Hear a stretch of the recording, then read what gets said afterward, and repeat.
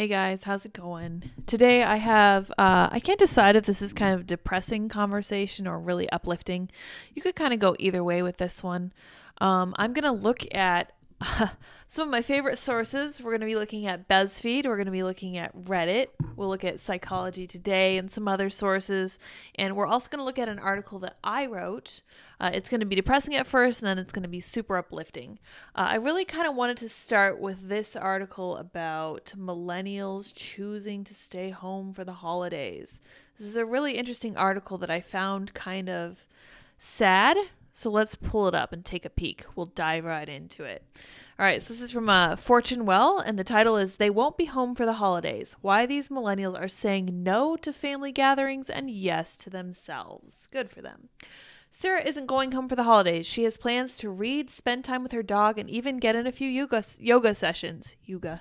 The 30-year-old, who's using her first name to protect her family's privacy, lives in Seattle, just 30 to 45 minutes away from relatives. Despite the short trek, she enjoyed her own company during Thanksgiving. I have more peace being by myself when I need to be, says Sarah, who made a roast and watched a movie alongside her dog. It's become obvious to her over the past few years that she doesn't share the same values with a lot of her extended family, describing certain moments at past gatherings as, quote, emotionally triggering, end quote, and sad. A lot of the tension stemmed from politics during the COVID-19 pandemic and election cycles. As much as she wants to focus on just the warm times, pushing herself to go home for the holidays doesn't feel worth it anymore. I just always felt like I was doing it to check a box rather than to relive the childhood memories of what we thought the holidays were, she says. It's so different when you're an adult. Sarah hasn't been with the maternal side of her family for the holidays in years. At first, she felt sad about it and feared she would feel lonely, but by not forcing herself into an emotionally draining situation, she feels more in control. The biggest lesson learned from the pandemic is that you don't need to settle, and if people aren't giving you the energy that you deserve, and even if they're family, you don't need to participate, Sarah says. Okay, so I don't know about you guys, but I'm quite familiar with this mode of speech coming from millennials. It's hard to pin down exactly what it is, but this willingness to break tradition, for one thing, which I personally don't have a huge issue with, but this focus on yourself above all else is really kind of startling and a little bit distressing. I think that millennials need to consider that going to hang out with your family is not always a walk in the park, but it's really important. It's very important, even if you don't agree politically with your other family members. I personally have family members that hold extreme right-leaning views that I don't think anyone in my audience believes in at all. I can never condone them myself. I don't really care to be exposed to them, but at the same time, I understand that, my sister and my brother-in-law and all their kids are wonderful people. Even if I completely disagree with them, which I do, but I still firmly believe that having a relationship with them is more important than changing their mind about demographics or whatever they're currently talking about. So let's look at the conclusion of this article and see if it leads us anywhere good. I suspect that it won't. Looking out for ourselves doesn't need to look like completely foregoing holiday get-togethers. Okay, that's true. It can be as simple as when Riley took time alone in her room the morning of a family gathering because she felt burnt out from work and life's other obligations. After having just a moment to herself and slow down, Riley felt less irritable and short-tempered when she joined the group. It's not them or me, she explains, but rather them and me. To her amazement, no one even noticed she joined the festivities later than usual. Realizing her people-pleasing nature led her to assume she would be disappointing people by not being holly and jolly at the early birds' arrivals. She's since chosen to be more intentional about her time and encourages her clients to do the same. I actually think that's a really good strategy. I don't know about you guys, but for me, I'm really kind of introverted, so being around people a lot is really hard for me. And it tends to stress me out and make me super tired. So I do understand the necessity of focusing on making sure that you're not going to snap or be cranky at somebody when you're around people a lot. I know it can be hard at the holidays to keep the right holiday spirit and make sure that you're in the right mood, but it is important to make the effort at least. I think that seeing family and spending time with family is more important than feeling comfortable, safe, or good about yourself. I think that if you can push yourself to be around people with opposing viewpoints. I think that's a wonderful thing. It's very good for your brain to be challenged. It's good for you to think about why you think what you think. And it's good to kind of hear what other people are saying. I really firmly recommend it. I think that it's a good practice. I think everyone should be exposed to it. But I sense that some of the pressure that people face during the holidays comes from intergenerational drama, which is something we're going to touch on a little bit here. We're going to turn to my favorite news source, which is a BuzzFeed. I went through and I paused all of the ridiculous GIFs. You're welcome. Although it looks like they started again. No, I'm sorry. I tried, guys. I tried. Let's read this title. People are losing it over this Reddit user's story about how easy life was for their boomer grandparents back in the day, and I don't ever want to hear someone complain about, quote, lazy millennials ever again. So I actually get into this argument with people on the right relatively frequently because I point out that a house now is incredibly expensive. A car costs a lot more than it did before. Minimum wage hasn't really increased. And I don't fully understand how people are supposed to survive and thrive in this kind of environment. I'm not a tankie. I'm not a communist. We're going to look at a piece from AntiWork, which is a really fun little Reddit that I'm sure you guys are familiar with. And we'll unpack that for sure. That's what this article is based on. So let's read what BuzzFeed, what invaluable input BuzzFeed has to give on this story. Quote, when boomers try to tell you life was hard during their lives, they're not telling the truth. Okay, I'm going to stop you right there because you have absolutely no way of knowing if someone else had a hard life. And I think it's completely disingenuous to say, oh, they didn't have hard lives. Everything was always easy for them. That's ridiculous. That would be like them saying that all millennials are lazy and entitled. Let's be serious here. The minimum wage was almost always supported a decent living as intended while they were up and coming. Raise your hand if you're a millennial / Gen Z / Gen X and you've ever had someone from the boomer generation lecture you about your lot in life and probably say something like, well, I did XYZ, worked really hard, and I turned out fine. Yeah, it happens. Yep, it seems to be a universal experience to have our boomer elders criticize us for not owning property, having kids, and generally not having as much money or things as they seemed to have had when they were our age. This is terribly written, not surprising. Their typical theory that we're lazy and simply don't want to work. Well, Reddit user u/GregSW2000 just brought a few things to light. Smackdown, he sure showed them. In a now viral post, the r/AntiWork subreddit, OP, the original poster, detailed a conversation he had with his grandmother, who's almost 90 years old and part of the silent generation, about how different things were when she entered the workforce. And the main takeaway seems to be that, well, things actually seemed pretty easy for the boomer generation. See for yourself. Good, they add a note. Now, this is just one boomer's experience and obviously doesn't speak for all boomers, but the details are still pretty damning. We'll see. We will see. BuzzFeed /r/AntiWork. OP's grandmother allegedly joined the workforce in 1951 as a payroll clerk and was a, quote, old maid, meaning that she didn't get married until she was almost 30. As for her pay, quote, she made 75 cents an hour as a woman in 1951, the minimum wage. She says there was no reason she could not have supported herself on that 75 cents an hour because her expenses would have been much less than her income, as even rents around here would have been around a third of her minimum wage income.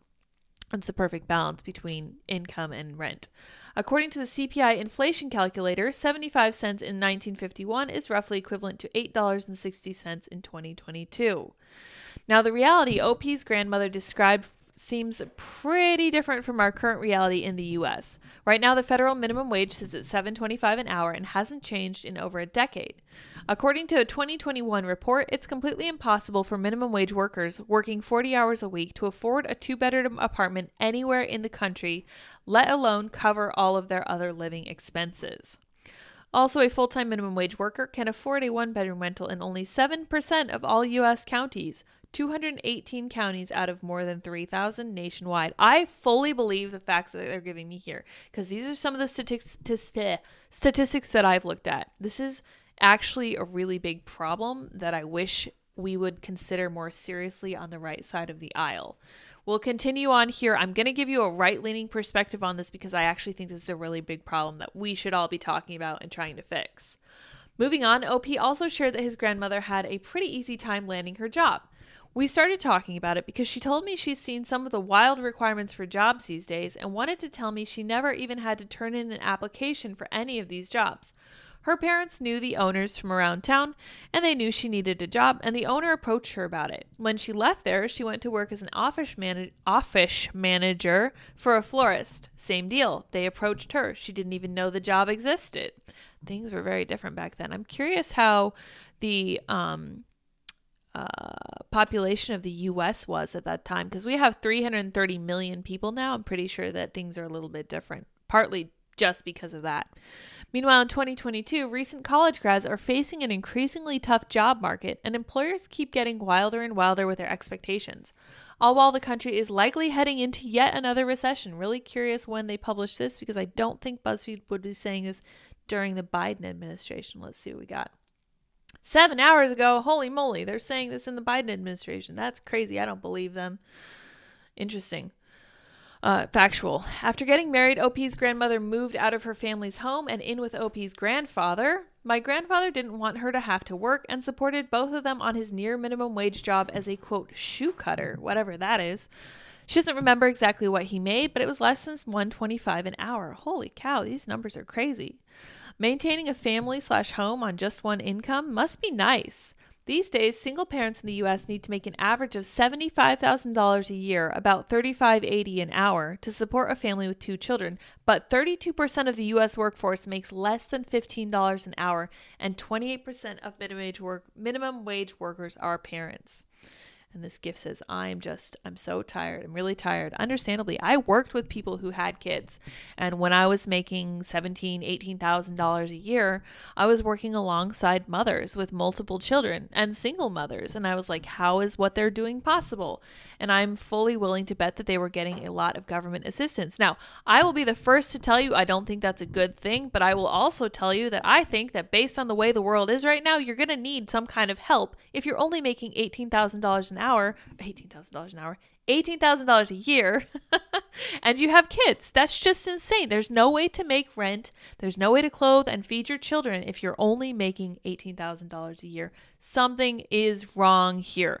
Rent is insane. You know, the guy who was running on the platform, rent is too darn high. 100% rent is certainly too darn high. It's a serious problem.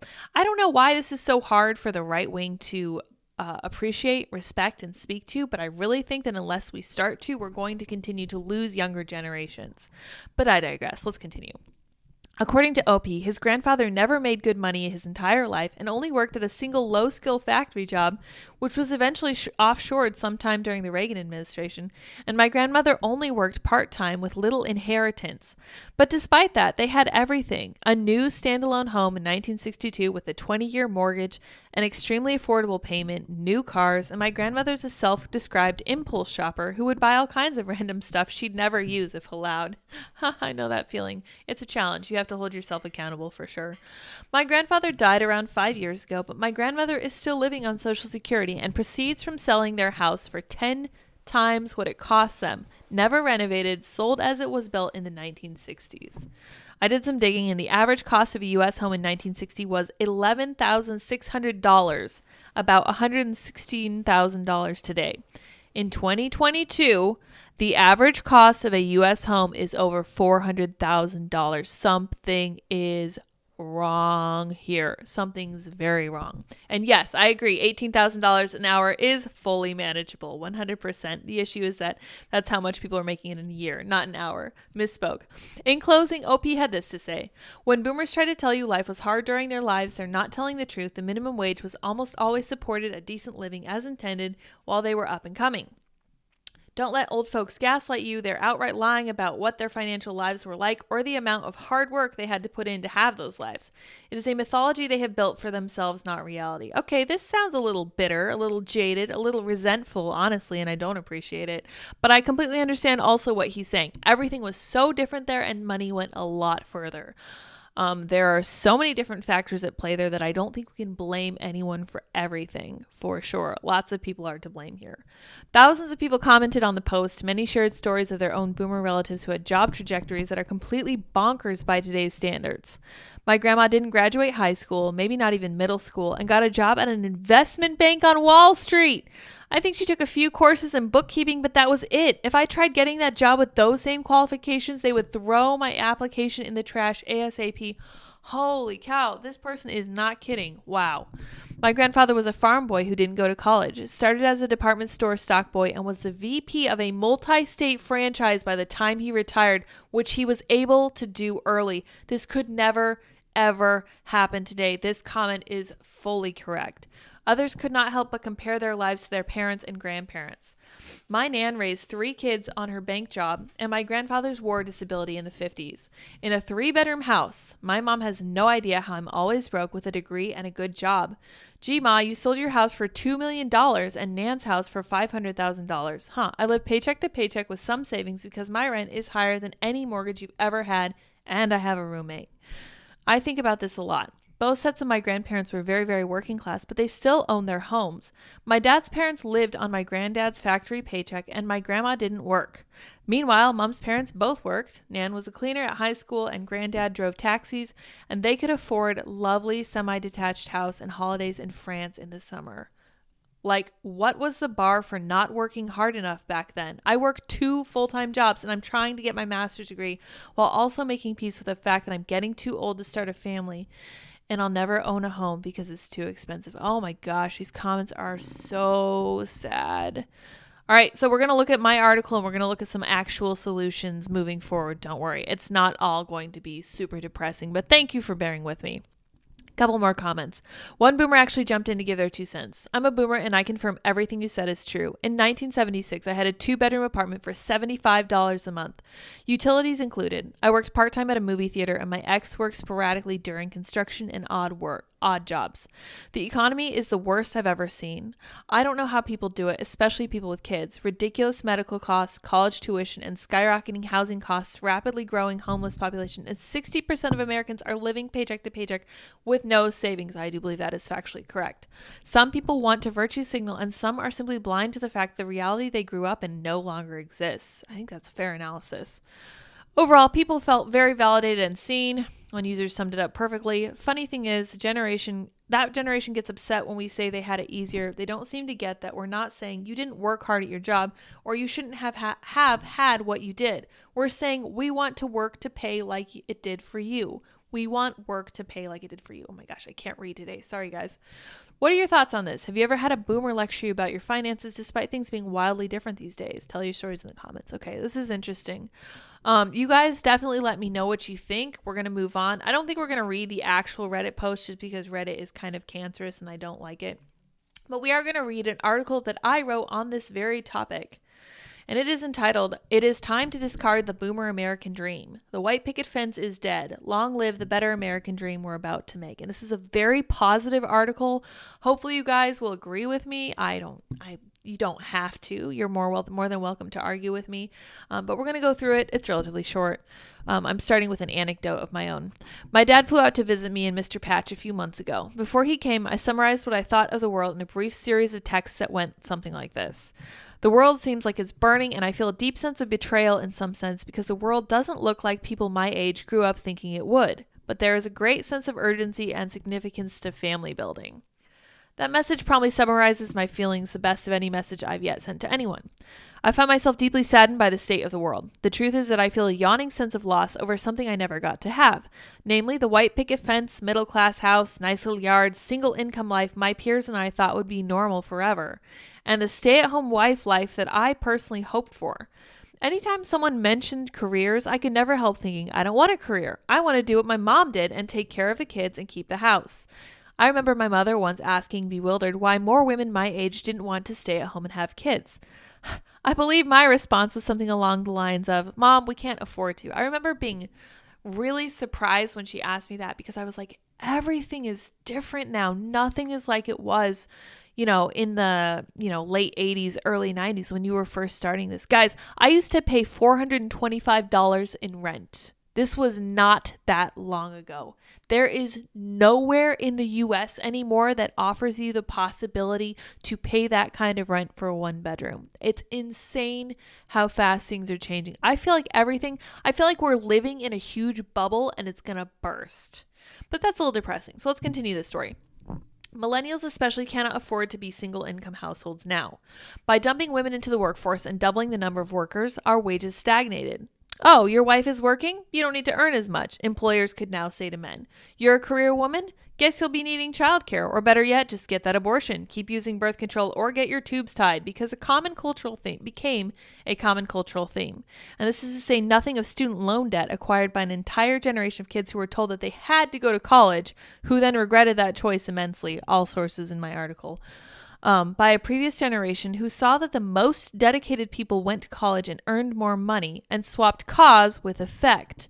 The truth is that people who deeply care about what they want to do and who know exactly why they want to go to college would be more likely to succeed in the workforce anyway because they're passionate, driven, and they understand the value of hard work. More on inverted cause and effect as related to millennials later. That is still a topic I want to get into when it comes to self-esteem. So, this week I clip titled and thumbnailed a piece from Timcast IRL about how millennials are the first generation to be worse off than the previous generation, and I'm starting to think we're beginning a downhill slide from our peak years, at least in the US and possibly in the West. If you see similar trends in Europe, Canada, etc., let me know in the comments. I recall thinking we had truly peaked as a society when one day I looked around at the world and saw you could order almost anything online and have it in just 2 days. You could go to the store and get any product you wanted at any time of day, and you could order any food almost any time of day depending on where you were. Rent was $650 for a very nice 2-bedroom main level apartment in a quiet part of town near a golf course. COVID knocked a lot of that out in pretty short order, but since that time, it's felt like we've been in a free fall with skyrocketing inflation in prices and stagnating incomes. It really hurt to realize that I make more now than my father did for much of my young life. I have no children and rent a 1-bedroom apartment with my husband who earns similarly generous wages. The difference is that my father was a single income earner in our household. My mother was a stay-at-home mom for my entire life, and they had 6 children. They own their home, and I remember my mother celebrating the day they finally paid off the credit card debts. Now I feel a little bitter about that. We don't even have kids yet, and we have very little chance of owning a home anytime soon. Rent costs more than twice as much as it did 10 years ago for half the space. Gas is feeling intolerable, and as I open this piece, I feel a great sense of loss for something I never got to have. I do believe the idea of the American dream that my peers and I grew up with is now dead. There's simply too much against us. The white picket fence seems unaffordable. So what are we to do? I'm pragmatic and I hate the idea of wasting time feeling sorry for ourselves. I am here to encourage everyone reading this to begin to build a new American dream. It's time for us to apply our stoic training and recognize that it's not going to look like we expected it to. And that is okay. We may need to grieve its loss, but it will be all right. It is not going to be as easy as we thought it'd be, but we need to remember that nothing is guaranteed anyone, and we are lucky and blessed to be alive. It's going to require a complete overhaul of our expectations, which, as I mentioned earlier, Stoicism teaches us is about the only thing we truly control. That's actually really encouraging to know. I don't control gas prices. I don't control rent or food or the supply chain. I do control how I respond to these things. And after a terribly black-pilled day of paying bills, I've decided I'm ready to turn my frowny thoughts upside down and get myself oriented in the right direction as Jordan Peterson would want me to. Frankly, we can either build a new dream or be absorbed by the Borg that is the WEF vision for the world, owning nothing and being happy, etc. Well, I'm not into that idea, and if you've read this far, I'm willing to bet you're not either. So my challenge to you today is to dream up what a new vision might look like. Does it hold homegrown goods? Saving up just a little for some property? Buying bicycles to get short distances without being enslaved by high gas prices? Getting into fighting fit shape? Teaching your kids some of the old skills our grandparents knew?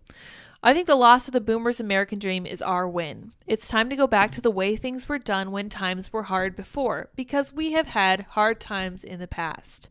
The current American state is a cotton candy dreamland that the most powerful monarch of 500 years ago could never have hoped to achieve.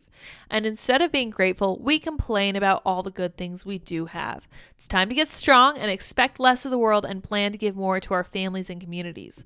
We'll need childcare, which we can help each other with. We'll need ways to feed our babies. We'll need true friends and firm allies. The new American dream, to me, looks like small communities of people who mostly agree, sometimes to disagree, and who are pointed in the same direction, toward survival, toward a better, more peaceful world for their children. The new American dream is not big fancy houses or nice cars. Forget the things. This is about focusing on what really matters, and frankly, I find that greatly refreshing. Hard times are coming, but so are strong people. It's time for us to become those strong people and to raise them. That strikes me as a glorious American dream and far more noble than the life of passive ease that the boomers envisioned. Let's rise to this challenge of our generation. I know we have what it takes or can find it within ourselves. And I close with a quote from Marcus Aurelius because I talk so much about Stoicism. Never let the future disturb you. You will meet it if you have to, with the same weapons of reason which today arm you against the present. So I mentioned strongly church and communities and building these families. So we're going to look at some of the positives that come from church going. I know you guys might push back on this a little bit. I know my audience isn't largely religious, and I can't say I blame you. I was raised religious and haven't considered myself religious since I left home. But let's look at some of the stats. Here is an article from Christian Today, so judge this however you want. Judge that source.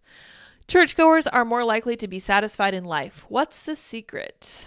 The word is out. After decades of chronic misconceptions, the impact and severity of mental health issues has finally been recognized as an issue worth taking seriously.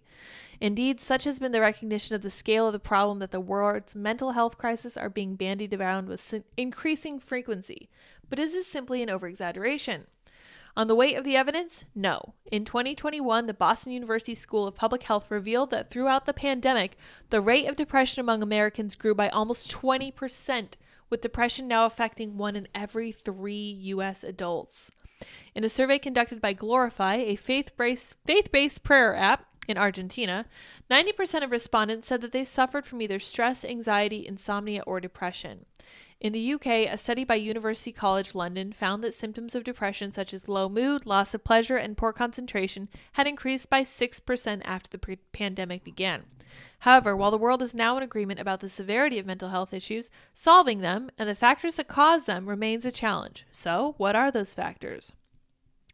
She lists absence of mindfulness. Mental health problems can be attributed to a number of contributing elements, but some of the most impactful ones appear to be focused on the current pace and structure of contemporary society. That does not surprise me. Work is crazy busy. We seem focused on constantly being busy, overbooked, working too much, working too hard, having kids involved in everything all the time. It's wild. Then we get into lack of community. People are also neurologically wired to be a part of a community. In the past, we found our relationships in our local churches and neighborhoods, but falling church attendance rates, increased geographical mobility, and most recently the pandemic have led to increased social isolation and loneliness. The immediate halt of our 100-mile-per-hour lifestyle during lockdown only exacerbated the problem, challenging how we identified ourselves and eroding the relational building blocks in our communities. And then the last thing she lists, I think this is the last thing, is combining therapy with theology. In a fascinating twist, the foundational underpinnings of much of modern neuroscience and that therapists use to help those struggling with their mental health can be found in the Bible. Interesting. Links between the two are rich in number all the way from Genesis to Revelation, and they center around love. Our brains thrive when we feel love, accepted, and connected, dwelling in the environment of unconditional love. This is the environment in which the Bible enables its readers to dwell in places such as John 10:11-17. One of the biggest discoveries in neuroscience in the last 50 years is that our brains are neuroplastic, or in layman's terms, that they're flexible and can rewire themselves. This is described to some degree in both Romans 8, living according to the Spirit instead of the flesh, and Philippians 4:8-9. Very interesting connection she draws there. This morning we were doing a brainstorming session for my other podcast, and we were discussing all the various ways that philosophy steals from a few key ancient philosophers and the Bible to a very heavy degree. It's really interesting that she brings this up. When we find ourselves engaging in habits that lead us to that hamster wheel, it is an outward sign that something inward is deficient. It is an invitation from God for us to take a moment to relax, reflect, and seek Him for relief. Very interesting. Okay, so she has a heavily religious lean on that. But let's look at this one too. This is Gallup, so this is actual polling. This is from about 10 years ago, but we're going to examine it anyway because I believe that this holds true throughout time. In the U.S., churchgoers boast a better mood, especially on Sundays. Those who don't attend religious services often see their mood decline. Yeah, I don't know if you guys are familiar with the Sunday blues, but people are constantly talking about how depressed they get on Sundays because they realize that they have to go back to work the next day, the weekend is over, etc. This is a really interesting graph. Let me see if I can make this bigger. I don't think I can. Yeah, okay. So here we have average number of daily positive and negative emotions by church attendance, Positive. Okay, so at least once per week. This skyrockets, and then negative falls. Fascinating. So positive thoughts skyrocket, negative emotions decline vastly when people who attend. In other words, regular churchgoers seem to do better than non-churchgoers or occasional churchgoers in terms of their daily positive well-being experiences. This underscores previous Gallup research that finds very religious Americans do better across numerous dimensions of well-being than those who are less religious or not at all religious. This analysis is based on more than 300,000 interviews collected as part of the Gallup Healthways Wellbeing Index in 2011. I'd be curious what it's like now. The positive emotions include smiling and laughter, enjoyment, happiness, and learning or doing something interesting. Negative emotions include worry, sadness, stress, and anger. Simple indicators of daily emotional well-being were constructed by separately counting the numbers of positive and negative emotions. Okay, that makes sense. Church-going Americans experience a mood boost on Sunday. So it's almost like, it's so funny that they mentioned this because I'm just reflecting back on the most recent Sunday. We went to church this last Sunday, and there's such a feeling of optimism for me when I'm at church because it's like, oh, this is like a really strong start for my week. Everyone here is focused in the same direction. We all care about the same things. We're singing songs. We're enjoying one another. We're drinking coffee together. We can go over to the little cafe and sit in the morning sun. It's really nice. It's a very positive experience. And I've always found church to be, I personally, because I was never abused or molested in any way, have always found church to be a very positive thing. And I think that even if there is a history of abuse or molestation in your past, I think that it's possible to look at the larger picture and understand the role that the church itself as an institution plays in society, even if you personally had a really hard experience. I know one of the things that Ian was always talking about was how he had a crappy experience when he was a teen, and as a response, he never really enjoyed church. He never saw the use in it. I wonder what he would think of reading these numbers, because this is really kind of telling.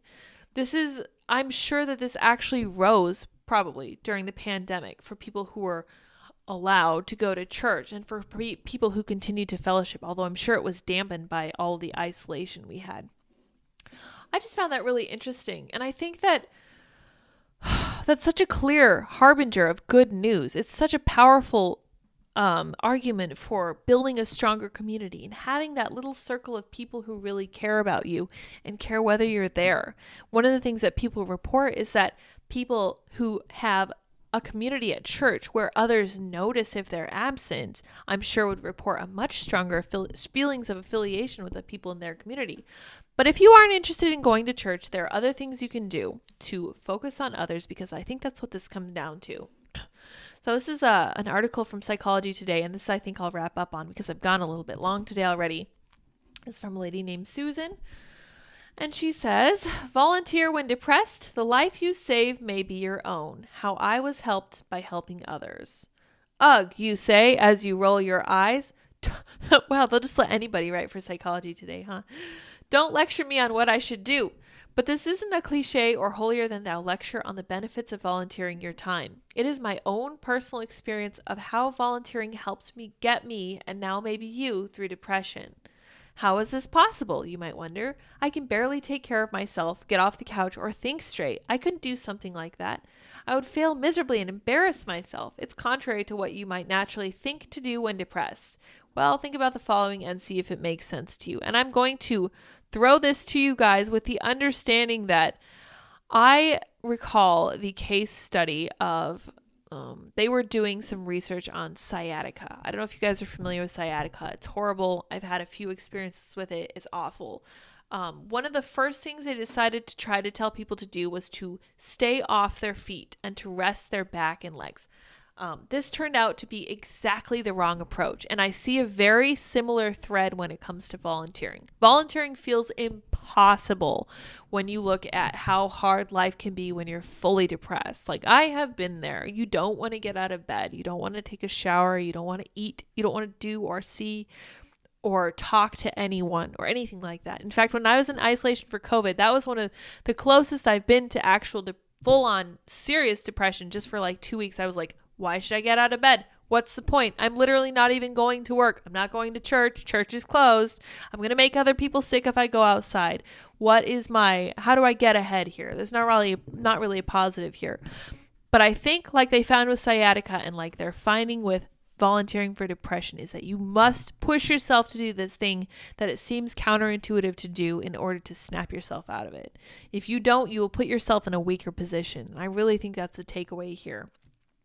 But on a larger scale, I think that volunteering is probably the right way to stay in touch with your community. I suspect, and I think I'm going to end my reading here, I think that what's going on with millennials right now is that we have become very narcissistic and solipsistic. We have been fed a diet of self-esteem 24/7 pretty much since we were born because our parents got it backwards. They thought that self-esteem was what made people successful and not vice versa, which is a terribly sad mistake to make. Life is hard. It's harder and smaller when we focus on ourselves and expect it to be easy and when we have no challenges. So I talk a lot about the value of challenges because I realize what percentage of life is challenge. Pretty much 99% of it. It can be quite stressful. It's very hard sometimes. And sometimes it just never ends and it seems to be like 18 things at one time. Right now I feel like I'm playing whack-a-mole. I have a bunch of stuff I have to get in order. I have a bunch of people to call. I have appointments to make. I got to make sure, take the car in for an oil change or whatever else. And it's just hard. I know it's stressful and challenging. But at the same time, I think the idea that our lives would be better and simpler if we just removed all these difficulties is so far from the truth. I think that's exactly the opposite. This is when you have sciatica and you force yourself to keep walking. This is when you're depressed and you force yourself to volunteer anyway. You push yourself through the hard times so that you have a better understanding of life and a greater gratitude for when things go well. I don't know. I think that it's just very simplistic and I feel like we've been lied to a little bit about how easy life would be. And then anytime we run into any kind of hardship, we're like, oh my gosh, this is not the way it's supposed to be. And this can turn us into people who are situationally depressed. It can make us want to take the Canadian way out. All of this nonsense. It's no good. I think the best strategy is probably to prepare yourself for all the possibilities. And I've talked about this a little bit in the past. I'm really going to get into it. I'm probably going to write an article for Substack about it too. One of the best things you can do is consider all the hardships that might come up. Like someone might criticize you. Someone might tell a lie about you. Someone might give you a really sharp reprimand. Someone might try to break up your family or whatever. You can and you probably should be prepared for all of those things. What's your strategy going to be? How are you going to respond when someone lies about you, for example? Because that's something that nobody wants to happen, but odds are good that something like that is going to happen to you during your life. If you're prepared, it's going to give you a great peace of mind and you can just run through it. You can talk about it with your partner. You can run through it in your journal or whatever you think would work best. And I think that by being prepared, it's going to give us an edge. And then with each success, we'll build and we'll be like, oh, okay, so I know I can handle that. I have no worries about this happening in the future. I think that's a powerful tool that people take for granted. You should remember your past successes. And then I think finally the last note that I want to leave you guys with, if you are a bunch of millennials in my audience, like I suspect you are, I'd really, really firmly recommend that you do not procrastinate.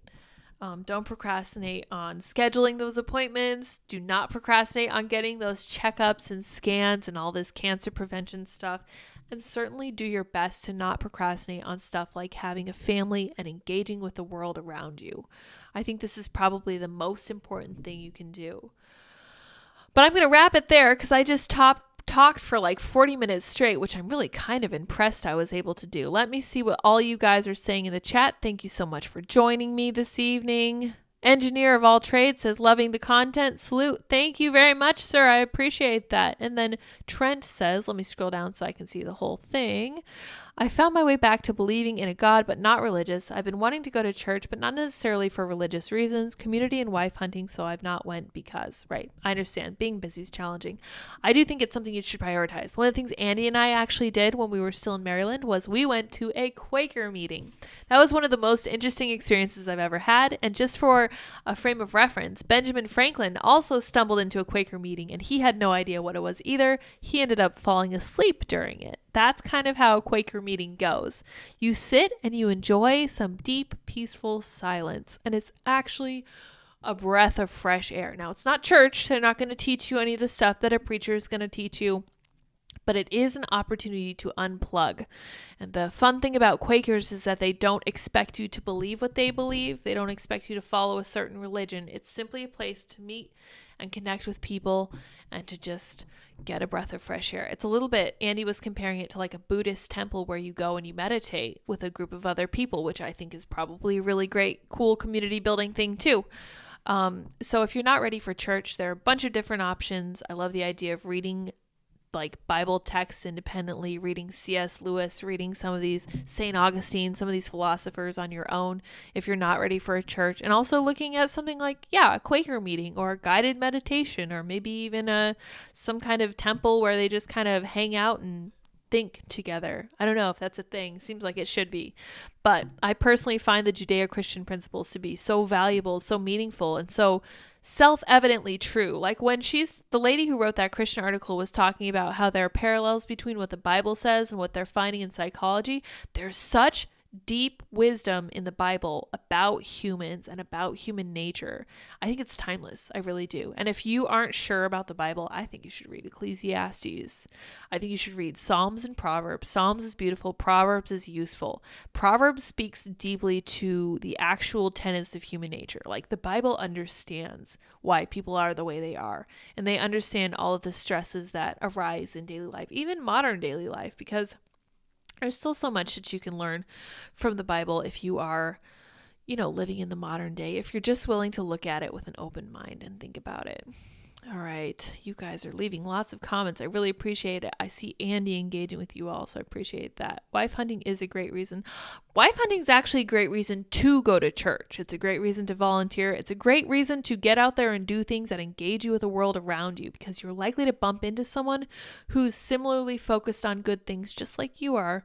And if you have that in common already, you'll be able to make conversation and you'll have something that you're doing in common already. It's a really good play. Yes, I encourage Trent to go to church for sure. In fact, I hope by next Monday you can come back around and let us know what you find if you do go. Oh, Lori Lemon says, yes, wife hunt at church. Yes, very good idea. Quakers meeting has begun. No more laughing, no more fun. Least favorite game as a kid. That's great. Well, that's kind of what it's like, but it's not no more laughing, no more fun. It's no more talking, no more worrying, no more scrolling your phone. As an adult, it looks very different. It's a little bit like a nap. You know how kids are constantly complaining about having to take a nap? Can you imagine as an adult being like, oh no, I don't want a nap? Of course not. It's totally different. I was at a church that had prayer meetings, asking prayer of the community out loud. It sounded extremely similar to the complaining about how bad your life is and getting rewarded for it mindset. Interesting. It sounds like your church did not have the right approach. Andy actually works in a fairly religious office setting, and they have such a positive outlook. They're constantly praying together.